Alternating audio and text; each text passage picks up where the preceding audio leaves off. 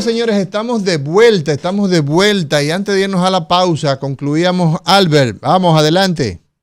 Sí, esa población de la cual le estoy hablando, se está haciendo una investigación con atención primaria, porque aquí la atención primaria funciona, es obligatoria. Si esas personas que tienen estos efectos orgánicos, por ejemplo la miocarditis, antes de la vacunación, ¿cómo estaba su corazón? Se está haciendo, pero se está buscando una población que realmente refleje la evidencia científica, no 2 o 3. Entonces, todavía nos falta tiempo para concluir con eso. Mientras tanto, hay que recordar lo que dijo el doctor en cátedra pasada, que la vacuna dejó su secuela. El virus dejó su secuela, dejó su daño, y aquella persona que se vacunó puede presentarse una confusión de que fue la vacuna o fue el virus. Hasta ahora fue el virus, porque personas que se han puesto la vacuna no tienen manifestaciones de ningún tipo de enfermedad orgánica. De manera que aquí nosotros recomendamos que es preferible tener una enfermedad vacunado antes de estar muerto. Los conspiranoicos no asumen la responsabilidad de aquella persona que ellos aconsejan de que no se vacune, si se muere, y entonces, ¿qué tú dices? Sí, así mismo es. Gracias desde Massachusetts, Albert.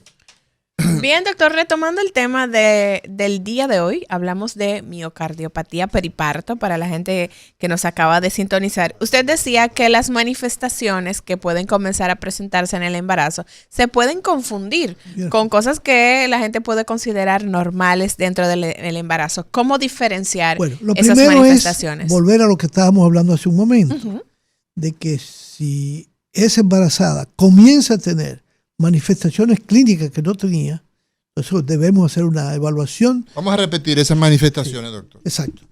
Por ejemplo, comienza a tener edema. ¿Hinchazón dónde? De los pies o en las piernas, acortamiento de la respiración, es decir, se fatiga con mayor facilidad, se sofoca, como dice la mayoría de la gente, al caminar, al subir una escalera, desvanecimiento. Comienza se puede desmayar también. Sí, puede sentir palpitaciones, claro. Puede tener palpitaciones, además mareos, y sobre todo una de las cosas que a veces dice, el corazón se me acelera a veces, porque puede tener arritmias. Puede aparecer ya manifestaciones asociadas como la tos, no soporta la posición acostada, tiene que sentarse porque... Dormir con varias almohadas. Exacto, porque se sofoca. Entonces, si esto ¿En parece... qué momento, doctor, del embarazo es que aparece más frecuentemente? Generalmente las últimas 2 o 3 semanas. Al final, normalmente. Al final. Pero puede ser... A veces puede ser ahí mismo, en el mismo tiempo, o sea, terminando el parto, puede ser unos días después, pero puede ser hasta 5 meses después que haya ocurrido. Por eso es importante el historial clínico del seguimiento de ese embarazo, porque es lo que te va a ir marcando la perspectiva de que algo no está normal. Claro, desde el principio puede ocurrir manifestaciones clínicas de descompensación, porque la forma de manifestarse es, como dijimos, de una insuficiencia cardíaca, pero generalmente son pacientes que ya vienen con una enfermedad cardiovascular. Entonces eso es diferente. Lo primero que hay que determinar es que el paciente no tenía ninguna otra enfermedad previamente. Para decir que fue periparto.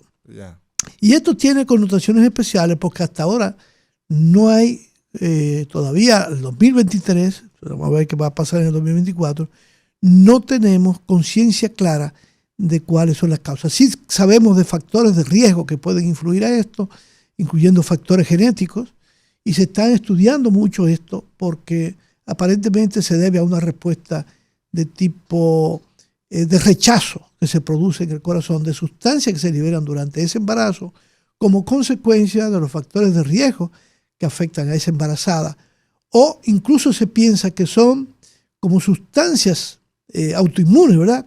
Que ocurren como respuesta a eso, dentro del efecto que cuando pasan a la circulación de la madre, entonces tienen un efecto negativo, aunque no lo tengan para el feto. Entonces, de eso el retraso también de que se ocurran las manifestaciones clínicas. Y por supuesto, esto tiene una importancia muy capital, porque cuando ocurre esta miocardiopatía periparto, muchas mujeres se recuperan, generalmente entre 1 y 3 años, pero mucho cuidado, porque esto es una enfermedad que no es común, sobre todo en los países donde más se estudia, porque se ha asociado incluso hasta con la raza negra o con la pobreza, con factores nutricionales. Sí. Entonces, por ejemplo, en Estados Unidos y en Canadá, la casuística, y en Europa, la casuística es de un caso en cada 1000 embarazos, de 1 a 1000 a 4 embarazos. En América Latina no hay datos concretos. La última vez que yo revisé, porque presenté una conferencia sobre esto en Panamá, no había datos concretos. Entonces, pero se considera que tenemos más, sobre todo en el Caribe. Eso es muy malo. Claro. La falta no de conocer, información. Exacto, no conocer nuestra realidad. Pero más allá, Amaury, gracias a la experiencia que uno tiene, que lamentablemente tiene que pasar muchos años para tener una buena experiencia, porque no es una enfermedad rara. Fíjate, en la literatura, todavía al día de hoy. Aquí es frecuente. Todavía al día de hoy aparece, no es tan frecuente, pero aparece, es relativamente.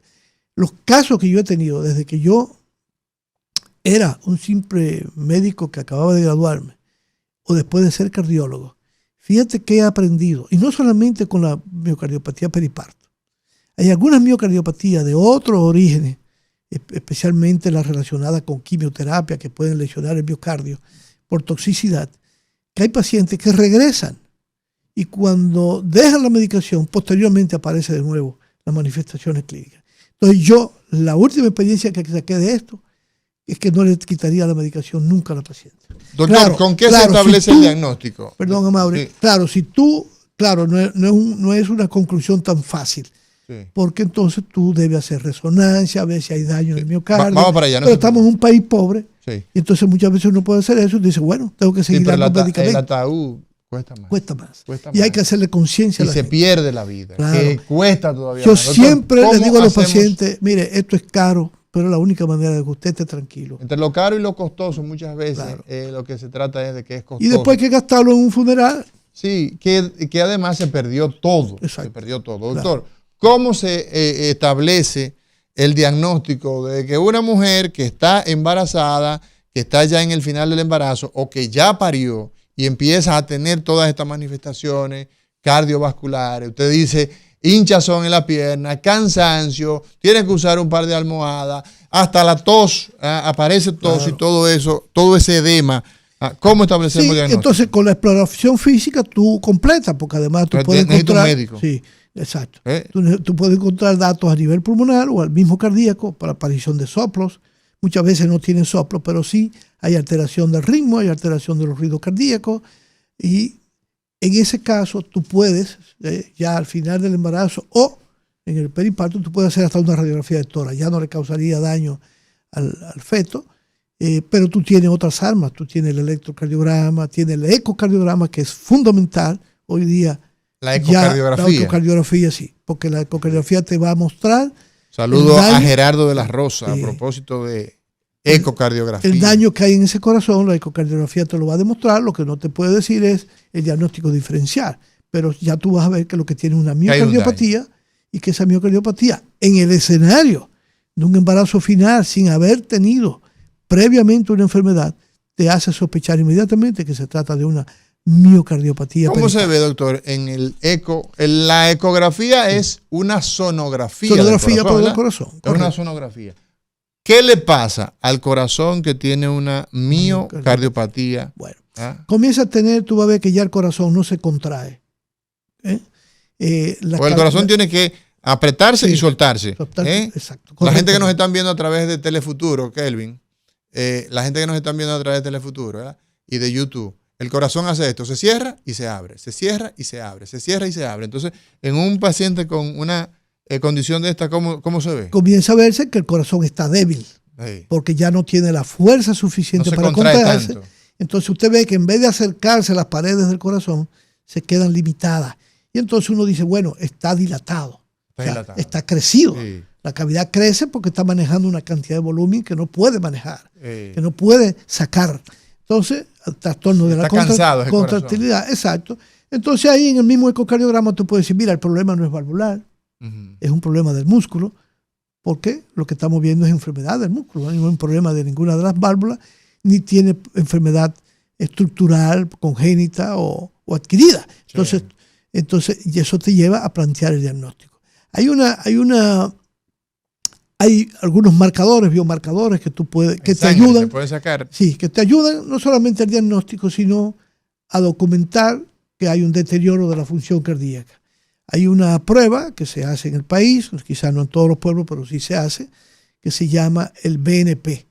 Que es el péptido natriurético cerebral, en sus siglas en inglés, porque es una sustancia que se va liberando desde la aurícula izquierda por el trabajo que está haciendo el corazón. Sí. Entonces, y hay dos componentes, está el BNP y está el NT-proBNP, que es un componente de la misma sustancia, que también se realiza, sale menos costoso y también tiene un valor importante para el diagnóstico del fallo cardíaco.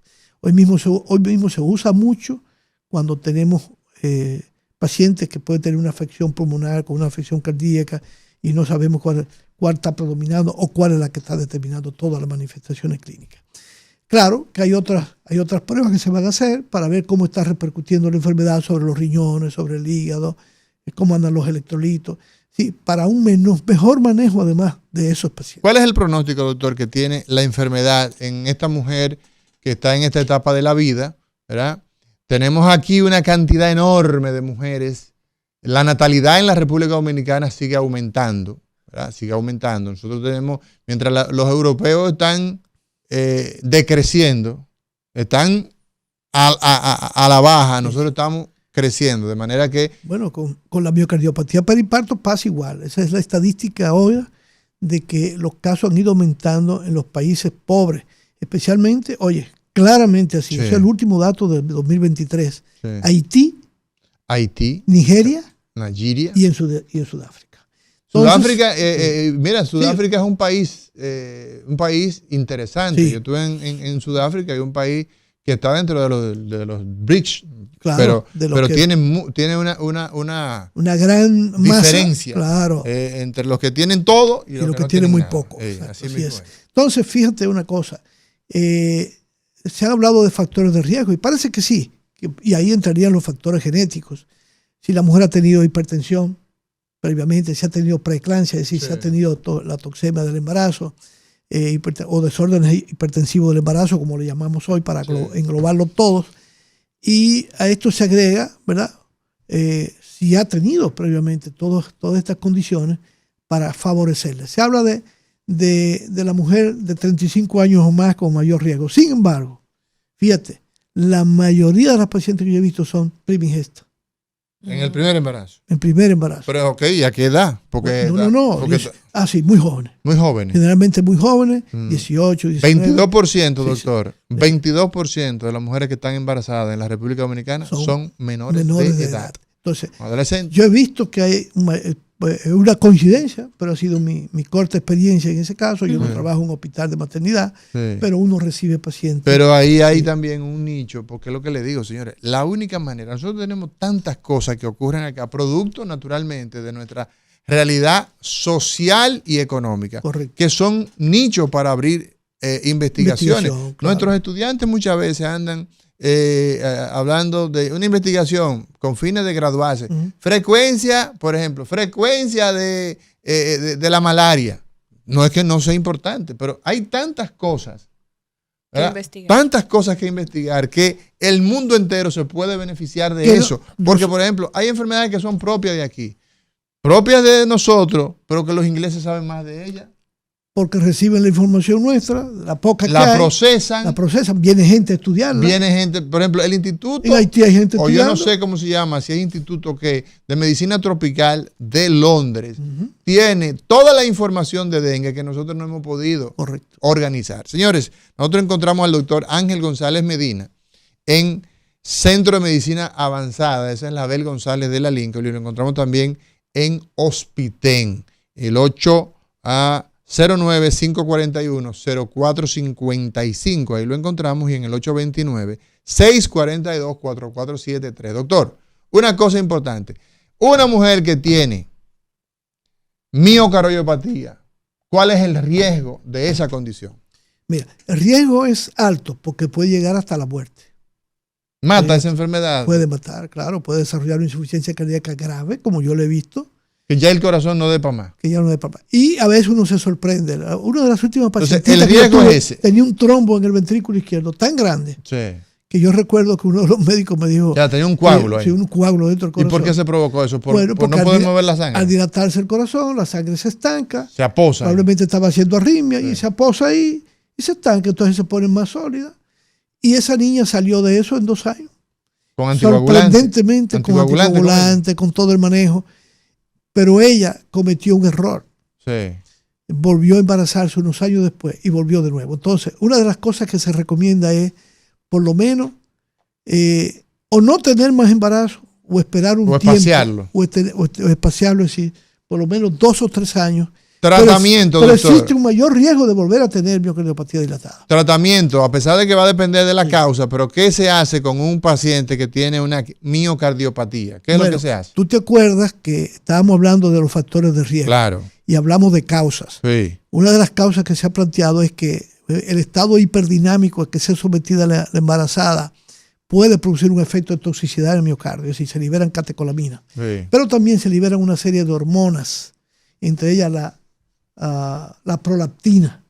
Sí. Y fíjate qué interesante, porque tú puedes decir, vamos a medirle prolactina a todas las mujeres al final del embarazo y a ver cuál de ellas desarrolla realmente.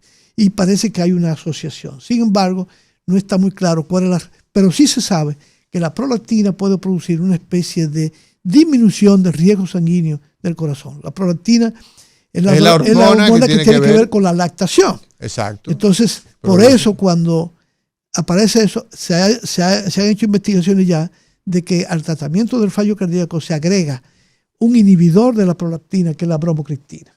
Entonces, tú tratas esto como una insuficiencia cardíaca, donde tú vas a usar los medicamentos que hoy usamos para esa condición. Básicamente podemos usar un diurético para eliminar líquidos, vamos a usar sustancias que usamos normalmente como la más novedosa de la que tenemos, independiente de una droga que se usa para la diabetes ahora, que funciona muy bien para eso. Está un bloqueador de receptor de angiotensina, es decir, que bloquea el sistema que tiene que ver con la regulación de la presión y de la función cardíaca, que es una combinación, es una molécula que lograron unir 2 moléculas en una sola estructura. Existe un tratamiento claro, a base de medicamentos que incluye incluso inhibir la prolactina. Exacto. Y todo inhibir el arsenal de cardiología. Si no se trata, doctor, el tratamiento, usted dice, puede llevar... Claro, a una insuficiencia cardíaca en estado refractario y la muerte. En países desarrollallados, trasplante cardíaco. Trasplante cardíaco. Entonces, hay pacientitas que a pesar de todo mueren un tiempo después porque desarrollan un fallo cardíaco tan severo que no se recupera. Y eso lo lleva a un deterioro de su calidad de vida que va alterando, obviamente. Así mismo es. Señores, hemos llegado al final. Hablar con el doctor Ángel González Medina es una delicia porque tiene tanta información que a veces hay que dosificarla para una próxima ocasión. Los miércoles son de cardiología, con cardiología y por cardiología. Lisania Salcedo. Agradecidos de la gente que nos sintoniza cada mañana, motivarles a que en el día de mañana pues vuelvan a sintonizarnos aquí en Cátedra Médica, programas siempre muy interesantes con la finalidad de que usted siga educándose en los temas de salud. Así mismo. Muchas gracias, doctor. Bien, gracias a ustedes por su invitación de cada semana y claro, con toda la satisfacción del mundo de poder ayudar a educar a la población dominicana y a todos los dominicanos que están fuera del país.